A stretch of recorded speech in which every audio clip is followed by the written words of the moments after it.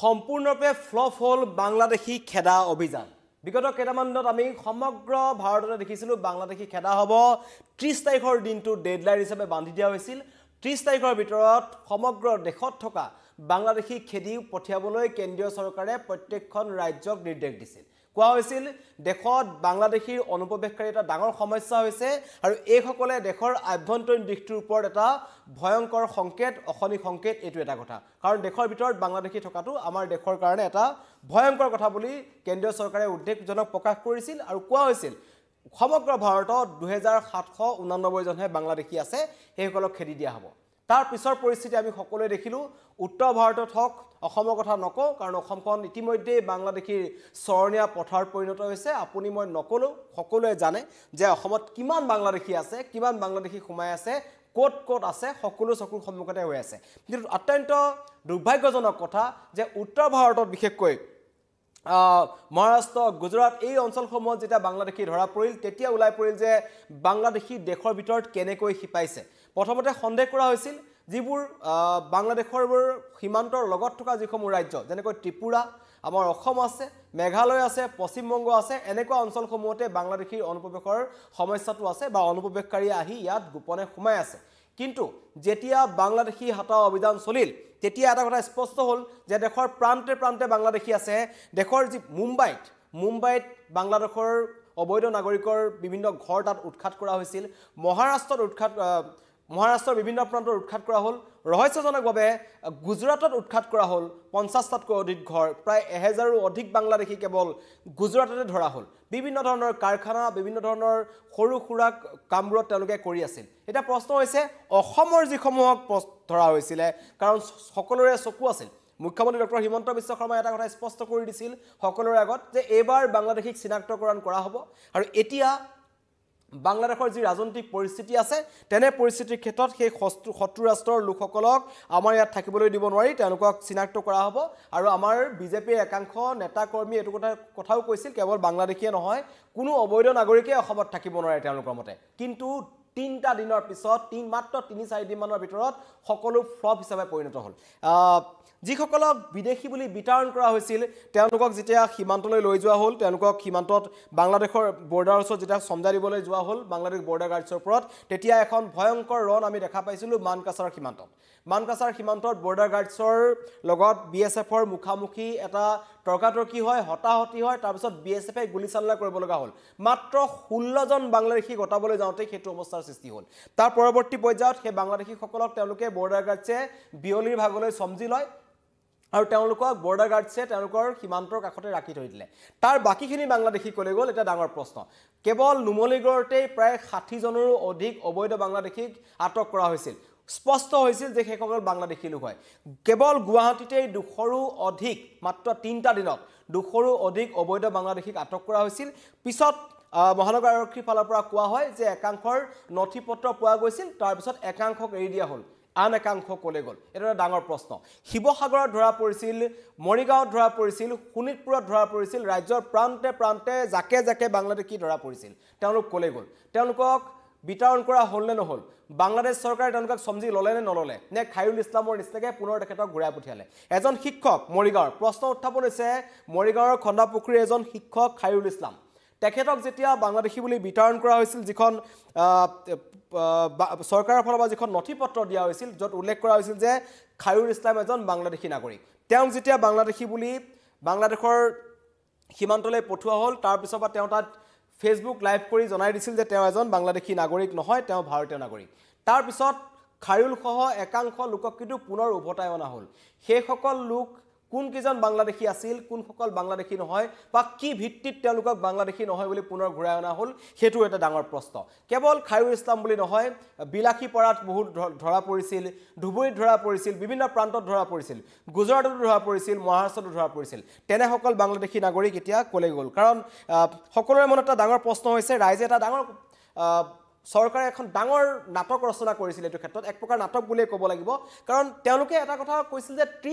30 তাৰিখৰ দিনটো তেওঁলোকে দিছিলে 30 তাৰিখৰ ভিতৰত সকলোকে চিনাক্ত কৰিব সকলোকে ইয়াৰ পৰা খেদি উলিয়াই পঠিয়াব তেওঁলোক যদি অবৈধ বাংলাদেশী হয় সীমান্তত তেওঁলোকক থৈ আহিব মাত্ৰ 16 জন বাংলাদেশীক থবলৈ যোৱাৰ সময়তেই মাত্ৰ মানকাছাৰতে বিএছএফে কিন্তু গুলীচালনা কৰিব লগা হ'ল তেওঁলোকৰ নিজৰ দেশৰ বৰ্ডাৰ গাৰ্ডছে আদৰি নললে এটা প্ৰশ্ন হৈছে কেনেকৈ বাংলাদেশীসকল খেদা হ'ব আৰু এনে পৰিস্থিতিত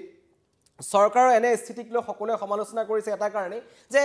যদিহে বাংলাদেশী খেদা অভিযানটো ফ্লপে হয় তেন্তে চৰকাৰৰ ফালৰ পৰা সম্পূৰ্ণ নথিপত্ৰ বা এটা আগতীয়াকৈ পূৰ্বানুমান কৰি কোন অঞ্চলত কিমান বাংলাদেশী আছে চিনাক্ত কৰি তেওঁলোকক লৈ যোৱা হ'লতেন কিন্তু তাৰ পূৰ্বে এখন ঢাক ঢোল বজাই এটা পৰিৱেশৰ সৃষ্টি কৰা হ'ল আৰু যিসমূহ তালিকা প্ৰস্তুত কৰা হৈছিল যি তালিকাসমূহত একাংশ মানুহৰ নাম সন্নিবিষ্ট কৰা হৈছিল তাৰ একাংশই কিন্তু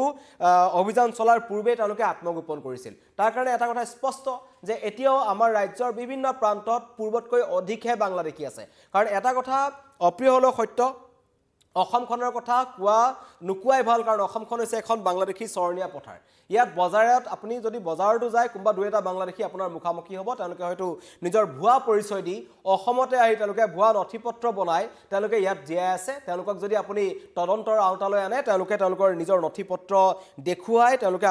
আপোনাক তেওঁলোক যে বাংলাদেশী নহয় তেওঁলোকে প্ৰমাণ কৰি দিব পাৰিব ইমানখিনি নথিপত্ৰ আমাৰ ইয়াত একাংশ অবৈধ চক্ৰ আছে একাংশ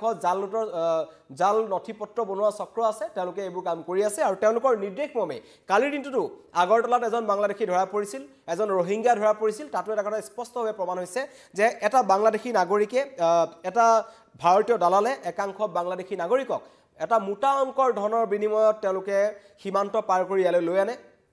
কেৱল সীমান্ত পাৰ কৰি আনিয়ে নহয় তেওঁলোকৰ নথিপত্ৰ তেওঁলোকে বনাই দিয়ে আৰু ভাৰতীয় নাম তেওঁলোকে এটা ছদ্মনাম লয় তাৰ পিছত তেওঁলোকে পশ্চিমবংগ হওক গুজৰাট হওক বিভিন্ন ধৰণৰ অঞ্চললৈ গুচি যায় আৰু তাত সৰু সৰু যিবোৰ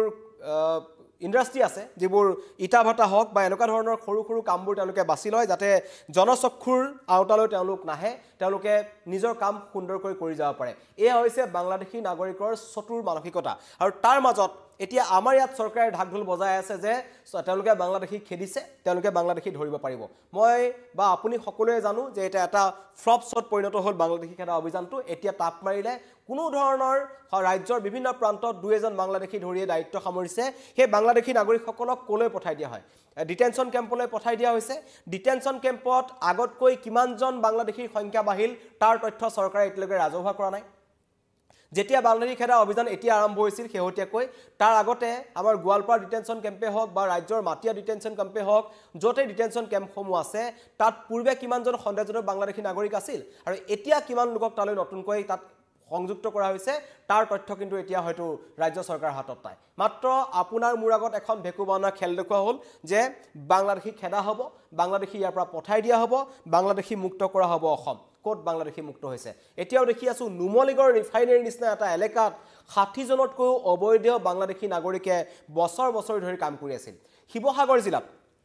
ছাত্ৰ সংগঠনৰ কথাও ক'ব লাগিব ইয়াত বীৰ লাচিত খানাৰ কথা ক'ব লাগিব বীৰ লাচিত খানাই যেনেকুৱা ধৰণৰ এটা অভিযান চলাবলৈ তেওঁলোকে এটা দেখুৱাইছিল প্ৰথম দুদিনমান কেৱল আজাদ চৌধুৰীয়ে বাংলাদেশী আছিল নেকি নে যোৰহাটত আৰু শিৱসাগৰত অন্য বাংলাদেশী নাই তেওঁলোকে কিন্তু সেই আন্দোলন সীমানতে সমাপ্ত কৰিলে চৰকাৰেও তেওঁলোকৰ বাংলাদেশী খেদা অভিযান তাতেই সমাপ্ত কৰিলে প্ৰশ্ন উত্থাপন হয় দল সংগঠনসমূহৰ প্ৰতিও মাজে মাজে তেওঁলোকে সাৰ পায় তাৰপিছত তেওঁলোকে কিন্তু শুই থাকে এইটো এটা ডাঙৰ প্ৰশ্ন যদি তেওঁলোকে সঁচাকৈ বাংলাদেশী খেদা অভিযান অব্যাহত ৰাখিব বিচাৰিছিল কাৰণ শৃংখলচলী এটা ডাঙৰ কথা কৈছিল যে শেষ পৰ্যায়লৈকে বাংলাদেশী খেদা অভিযানৰ নেতৃত্ব তেওঁলোকে ল'ব কিন্তু মাত্ৰ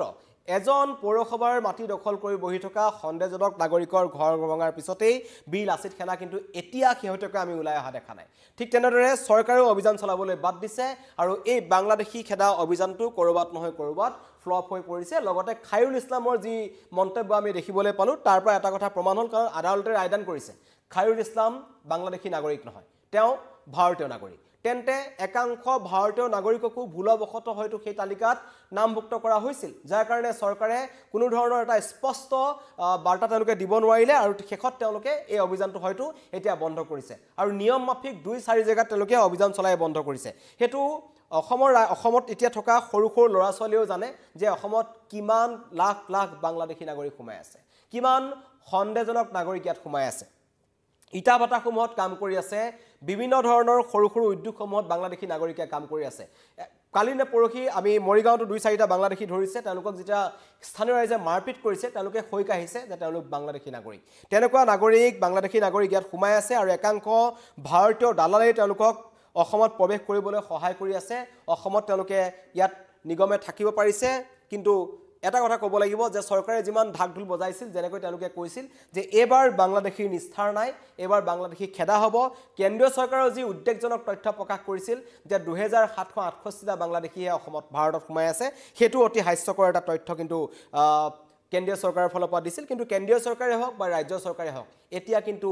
বাংলাদেশীৰ ক্ষেত্ৰত তেওঁলোকে নিশ্চুপ হৈ আছে চিন্তাৰ কথা বাংলাদেশৰ যি ৰাজনৈতিক পৰিস্থিতি শেখ হাসিনা চৰকাৰ তাৰ পৰা গুচি যোৱাৰ পিছতেই ইয়ালৈ বাংলাদেশী খুদ বৈছে ইয়ালৈ হয়তো স্লিপাৰ সেল আহিছে একাংশ জেহাদী আহিছে একাংশ মৌলবাদী উগ্ৰপন্থী সংগঠনৰ সদস্য ইয়াত সোমাইছে যিটো আমাৰ দেশৰ নিৰাপত্তাৰ কাৰণে এটা আভ্যন্তৰীণ নিৰাপত্তাৰ কাৰণে এটা অখনি সংকেত আৰু লগতে বাংলাদেশ চৰকাৰে বাৰম্বাৰ আমাৰ উত্তৰ পূৰ্বাঞ্চলখনক লৈ যেনেকুৱা ধৰণৰ মন্তব্য কৰি আছে হেতু কিন্তু এটা ভয়ংকৰ তথ্য কিন্তু তাৰ পাছতো ৰাজ্য চৰকাৰে হওক বা অন্য আমাৰ কেন্দ্ৰ চৰকাৰে হওক সকলোৱে কিন্তু এটা ফ্লপছ কৰিলে যেটো হৈছে বাংলাদেশী হাতা অভিযান ইয়াৰ আগতেও অসমৰ যি জ্বলন্ত সমস্যা অনুপ্ৰৱেশকাৰী যেটো সমস্যা হেতু অসমৰ এটা জ্বলন্ত সমস্যা চৰকাৰ আহে চৰকাৰ যায় প্ৰতিশ্ৰুতি প্ৰত্যেকখন চৰকাৰে দিয়ে প্ৰত্যেকবাৰে দিয়ে কিন্তু বাংলাদেশ ভাৰতৰ সীমান্ত উন্মুক্ত হৈ থাকিল বাংলাদেশী চিনাক্তকৰণ নহল দল সংগঠনৰ ভূমিকাও কৰবাত সন্দেহজনক তেওঁলোকে মাজতে হঠাৎ খেৰৰ জুই লগাৰি তেওঁলোক ওলাই আহে তাৰ পিছত কিন্তু তেওঁলোক টাপ মাৰে বীৰ লাচিত সেনাৰ ক্ষেত্ৰত এবাৰ ক'ব লাগিব তাৰ আগতে আমি আসুৰ ক্ষেত্ৰত তেনেকুৱা কিছুমান কথা দেখিলো সময় সময় তেওঁলোক ওলাই আহে কিন্তু এই অভিযান চৰকাৰক যে চলাই থাকিব লাগে বুলি যেটো দাবী তেওঁলোকৰ থাকে হেতু কৰবাত নহয় কৰবাত কিন্তু নাইকিয়া হৈ যায় আমি এবাৰ বীৰ লাচিত সেনাৰ ফালৰ পৰা যোৰহাটত যেনেকুৱা ধৰণৰ আমি এটা অভিযান দেখিছিলো এনেকুৱা লাগিছিল যে উজনি অসমত বীৰ লাচিত সেনাই নিজেই গৈ পেলাই বাংলাদেশী খেদি থৈ আহিব কিন্তু তেনেকুৱা নহল এজন বাংলাদেশীক তেওঁলোকে টাৰ্গেট কৰিছিল যিজন নাম আছিল আজাদ চৌধুৰী ঘৰ উচ্ছেদ কৰা হল তাৰ পিছত কিন্তু শৃংখল চলিয়া হৈতে দেখা দেখি নাই বীৰ লাচিত সেনাৰ এতিয়া কিন্তু সন্দেহযুক্ত বাংলাদেশীৰ ক্ষেত্ৰত তেওঁলোকৰ মাত নাই হয়তো তেওঁলোকৰ মতে যোৰহাট বা শিৱসাগৰত মাত্ৰ এজনে বাংলাদেশী আছিল আৰু সেইজনক তেওঁলোকে চিনাক্ত কৰি দিছে কিন্তু ৰাজ্যৰ প্ৰান্তে প্ৰান্তে এতিয়া বাংলাদেশী সোমাই আছে যেটো আমাৰ সাধাৰণ ৰাজ্যৰ কাৰণে অসমৰ ভৱিষ্যত প্ৰজন্মৰ কাৰণে এটা ভয়ংকৰ সংকেত অখনি সংকেত এতিয়া আমি ভুক্তভোগী কাৰণ 1971 যিসমূহ বাংলাদেশী আহিছিল এতিয়া সেইসমূহে আমাৰ একাংশ মাটি দখল কৰিছে একাংশ খিলঞ্জীয়াৰ কাৰণে তেওঁলোক ভাবুকিস্বৰূপ কিন্তু এতিয়া যিসকল লোক আহিছে হয়তো আমাৰ পিছৰ প্ৰজন্মৰ কাৰণে তেওঁলোক অধিক ভয়ংকৰ হৈ উঠিব কাৰণ আগতে যিসকল বাংলাদেশী আহিছিল তেওঁলোক সাধাৰণ বাংলাদেশী নাগৰিক আছিল তেওঁলোকে খাবলৈ নাপাই ইয়ালৈ আহিছিল আৰু ইয়াতে তেওঁলোকে বিভিন্ন ধৰণৰ কাম কৰি তেওঁলোকে পেট পবতাইছিল এতিয়া যিসকল বাংলাদেশী ইয়ালৈ সোমাই আহিছে তেওঁলোক জেহাদী তেওঁলোক কোনবা নহয় কোনবা স্লিপাৰ সেল তেওঁলোকে কোনবা নহয় কোনবা মৌলবাদী সংগঠনৰ সদস্য তেওঁলোকে কিবা নহয় কিবা এটা ব্লুপ্ৰিন্ট ৰচনা কৰি ইয়ালৈ আহি আছে যেটো কাৰণে কিন্তু হয়তো ৰক্তাক্ত হ'ব পাৰে পৰৱৰ্তী সময়ত উত্তৰ পূৰ্বাঞ্চল আৰু বাংলাদেশৰ টাৰ্গেটে হৈছে উত্তৰ পূৰ্বাঞ্চল আৰু এতিয়া বাংলাদেশী খেদা যি অভিযান আছিল হেতু এক প্ৰকাৰ ফ্লপছত পৰিণত হৈছে ধন্যবাদ